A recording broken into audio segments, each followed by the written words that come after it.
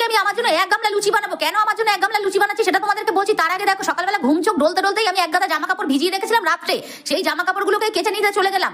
আরে কাচবো তো, কিন্তু এই চাদরটা তো কিছুতেই হাত দিয়ে চাগাতেই পারছি না, এত ভারী চাদর। লাস্টে আমাকে পা দিয়ে চটকে চটকে এই চাদরটাকে কাচতে হলো। যাই হোক, কাঁচা তো আমার হয়ে গেছে। এইদিকে চলে গেলাম ছাদে মেলতে।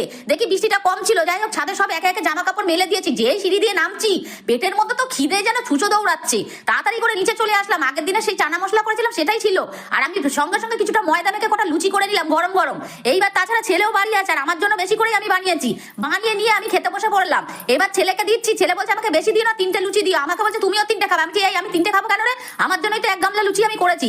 যাই হোক, আমিও লুচি দিতে দিতেই আমি এক খাওয়া শুরু করে দিয়েছি। ছেলেকে দিচ্ছি আর ডাকছি, ছেলে আসছে না। দৌড় না আসে না আসুক, আমি ভাই তুলে তুলে খেতে থাকি। তো এইদিকে আমিও নিয়ে নিলাম। নিয়ে বেশ ল্যাংচা দিয়ে লুচি আর চানা মশলা দিয়ে সকালবেলা জমিয়ে টিফিনটা করে নিলাম। তারপরে চলে আসলাম রান্নার দিকে। রান্নাটাও তো করতে হবে দুপুরবেলা। আর সকালবেলা এত ভারী টিফিন করেছি তো রান্নাটা দুপুরবেলা সেরকম কিছু করবো না।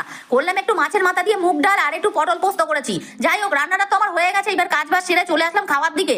খেতে বসেছি। আর আমার ছেলে বলছে এত কিছু রান্না করো। আরে এত কিছু না, আগের দিনের কিছু কিছু বাসি তরকারি ছিল, সেইগুলোকেই সব গরম করে নিয়েছি। আর মাছের মাথার ডাল আর পটল পোস্ত।